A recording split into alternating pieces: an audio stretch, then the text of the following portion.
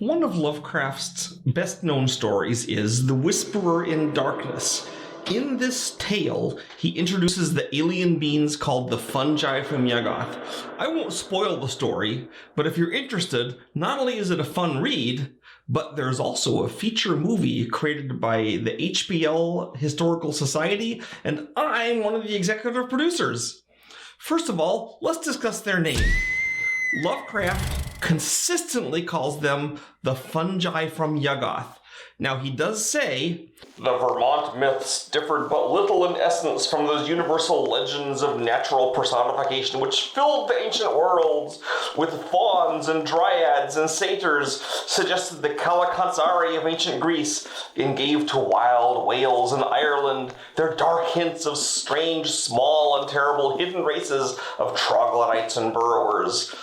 No use either to point out the even more startling similar belief of the Nepalese hill tribes and the dreaded Migo, or abominable snowmen, who lurk hideously among the ice and rock pinnacles of the Himalayan summits. Because the word Migo is nice and short, and the word fungi from Yuggoth is long and hard to spell, Migo has become a popular term for these beings, instead of, I guess, Kalakansari or something. And also, Lovecraft does say, we virtually decided that these morbidities, the fungi, and the hellish Himalayan Migo were one and the same order of incarnated nightmare. But Migo, isn't an alien word. It's a human word. That makes sense because the fungi from Yuggoth don't use vocal communication for each other. The word Migo is a real word, too. It's one of the names for the abominable snowman of the Himalayas. Other words for these creatures, which you might recognize, are the Yeti or the Alma. And are the fungi from Yuggoth really the same thing as a Yeti? My own feeling is that this name is not appropriate, and that the hero, Wilmarth, of The Whisperer in Darkness, is wrong about the Migo being the fungi. The reason I think he's wrong is because the Yeti are always described as repulsive, hairy bipeds with a powerful, penetrating odor. Now, the fungi from human are so bizarre and non-human, they could not possibly be mistaken for Yeti, the original Migo. For one thing, the fungi emit a terrible smell when they're wounded. Only then. Apparently their greenish blood has toxins in it or something. But to be fair, Wilmarth, who is a folklorist, this is exactly the kind of thing that folklorists do all the time, or at least some groups of them do. They group different things together to say they're the same thing.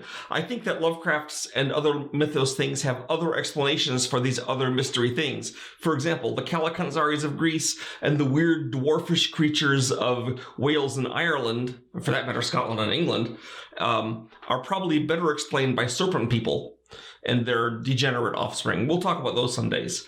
But let's talk about these creatures that I think are not actually the Yeti, these things from Yuggoth. Lovecraft says, they were pinkish things about 5 feet long, with crustaceous bodies bearing vast pairs of dorsal fins or membranous wings, and several sets of articulated limbs, and with a sort of convoluted ellipsoid covered with multitudes of very short antennae, where a head would normally be. This is vague enough that there is a wide variety of images used for these beings. Most of them have features in common. They have wings. They have a roundish head. We often show it in our art as being brain-like, which makes sense because it's a convoluted ellipsoid. I mean, that's what our brains are, right? The creatures are generally pink overall, but we often illustrate them with green parts or yellow or other things. We often show them with technological apparatus, such as the infamous brain cylinders, to show that they're intelligent aliens, not just monsters. Here's the image I approve for our game Evil High Priest. Now, one thing to think about this is that the fungi don't talk, though they can make noises on Earth. This makes sense that they wouldn't talk, because since they live on Pluto, or in outer space, there's no air to transmit sound waves, and in fact, the way they communicate is with light impulses, apparently from the cilia on the head, maybe not. The cilia have senses we don't have, but they emit light impulses, so they are telegraphing light, almost like Morse code. Most of the images that we've shown here are the Migo, here I am using it too, because it's easier to say. They emphasize the crustacean part. Lovecraft, in his talks, much more emphasize the fungus part. Maybe it's easier for us to imagine a crustacean than a fungus monster. These creatures have technological and surgical abilities and are not afraid to use them. Now, we say they're the fungi from Yuggoth. What's Yuggoth? It's the name that ancient cultists gave to Pluto, the world at the edge of our solar system. Now, Yuggoth is not the name that the fungi call that world because there were to be light impulses. They don't have vocal cords. Now, the fungi have had a base on Pluto for thousands of years. Now, they've been traveling to the Earth for at least 20,000 years because they seem to have had a war with the Elder Things about that long ago. And now, the Elder Thing Chronicle, oddly enough, seems to indicate that the fungi won the war and defeated the Elder Things, but the fungi since then seem to have mostly abandoned Earth. They only have a few remaining hidden sites where they interact with humans.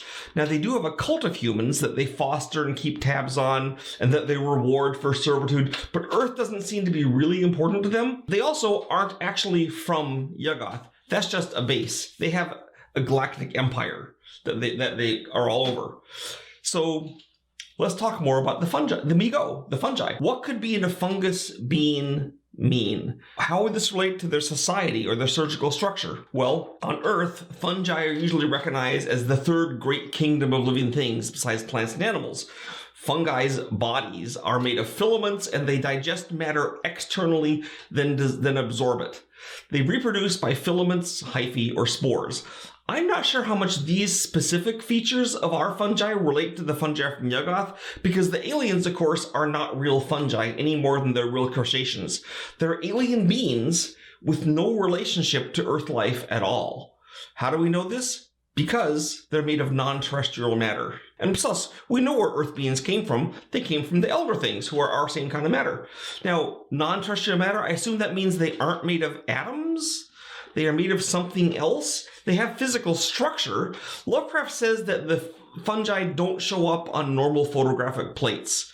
He does say, though, that this isn't supernatural. I mean, you could easily make an emulsion that would show them. I imagine they'd probably be visible on digital media like a cell phone, but since they're not terrestrial matter, the rules of how that work aren't clear. We don't really get much information about what the non-terrestrial aspect of them is life. It doesn't seem to be as extreme as the star spawn, whatever it is. It did give them some kind of advantage in their war against the Elder Things, but it's not clear. Now, the fungi come in lots of different shapes and sizes and types.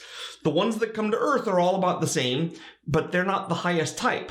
They aren't the rulers. They aren't the movers and shakers of the fungi. They're just scouts. They're just here to scout around. Now, for my fun, in my game Hyperspace, I wanted to have the fungi as one of the alien races.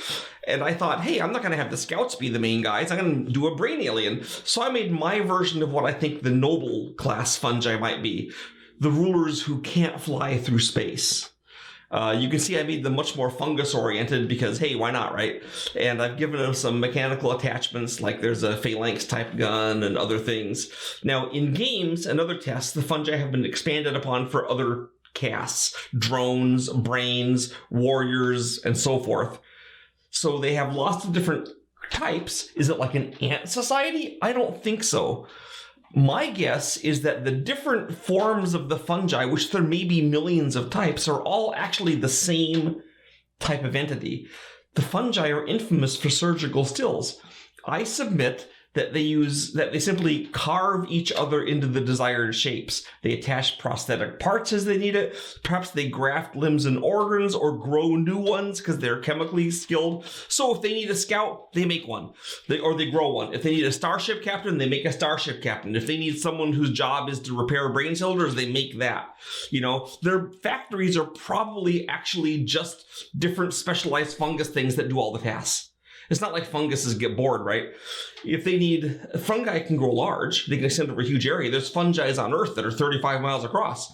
So I've posited in an upcoming role-playing campaign, which is going to be published later this year. In this, your heroes actually go to, Yuggoth and see them. I've posited that their spaceships and their war machines are supersized cyborg fungi as well. So the scouts can fly through space. How? Well, it's not clear. Lovecraft mentioned the ether, but ether was kind of not believed in even at his time. So, like, having wings doesn't help you in space. But the fungi are also not terrestrial matter. So their wings might be impacting something else, either in the vacuum or on another plane. If there's another plane of existence near ours, or another dimension, and they're able to, their wings impinge on that, maybe that's how they're flying. We don't know if they can go faster than light. If they can't, it may take them years and years to fly from Pluto to Earth. That might be one reason they only have small bases here. Does that mean that they can't go from planet to planet? Well, no. It would just take even more years. If they can fly through space at 100,000 miles an hour or 50,000 miles an hour or whatever it is, it could take millions of years to go to another star, but what do they care? It's not like they have something better to do with their time. Or they might have a way of going faster than light. I have posited that they in fact have spaceships and stuff when they need to go between stars, but whatever it is on the other plane, they have trouble with it on Earth because Lovecraft says they fly clumsily in our atmosphere. I think this is because they're made to go through vacuum with their wings, and air currents on Earth throw them off. It would be like trying to propel yourself by having a big sail underwater for currents in the water and another big sail up on top for currents in the air, and they're both conflicting. Your ship would be the problems, right? So that means I think that the way fungi use their wings on Earth, since they're trying to impact two different dimensions at the same time, is that what they do is they fly, if they go from Earth, they fly straight up into space. It's only a few miles up. Once they get out of the atmosphere, then they can fly around the Earth in the desired direction and then go straight down the other way. Once they're on Earth, they seem to want to walk around. They don't want to fly if they can avoid it because of the difficulty of the air currents and stuff. I mean, one of the famous things about funguses is they don't care if you kill them because, they're funguses, right? The Mi-Go don't seem to care about that either. Henry Akeley in the story kills some of them. They don't hold a grudge. They keep persistent with the original plan. They have high technology, but they don't destroy Akeley. In fact, they don't seem to use weapons at all in the story. Now, we know they have weapons because they battled Cthulhu, Starspawn, and the Elder Things in prehistory. But perhaps these weapons were not guns, but surgically modified fungus organisms or with cyborg parts. They may not carry individual weapons at all the way that humans do or Yithians or some other beings. They might just we need to have someone to fight. Well, my job is just to sit here and fix cars or whatever they have instead. So we'll make this guy, he'll be the one that goes fight, They don't care about losses or deaths. That makes sense. If you can emit 1 billion spores and grow them all into new creatures identical to you, who cares if some get killed? I imagine they're not even really self-aware, and they never require training. They simply absorb information from the other fungal filaments because there's no clear division between funguses. They grow together. And this brings us to one of the creepiest aspects of the fungi. What about those brain cylinders? The fungi are interested in human and alien brains alike. In fact, some of the cylinders that appear in the story, The Whisperer in Darkness, contain the brains of fungus who can't fly through space. Now, I have posited that they create the fungus by surgery and modification. Why don't they modify it if they can fly? Well, maybe it was easier to remove the brain than attach wings. Plainly, they aren't looking for human brains and other alien brains for philanthropic friendly purposes. It's not entirely clear what they are doing, but one purpose seems to be to learn from the brains. For example, they want the scholar Wilmarth in our story. But he's a folklorist. He's not a technician. He's not a scientist. Why do they want him? Well, the most obvious answer is they don't want our science. Their science is better. My daughter-in-law, who's a nuclear technician, wouldn't want to go learn new tricks about nuclear physics from a New Guinea tribesman. Now, we might have things to learn from that New Guinea tribesman, just, not nuclear physics.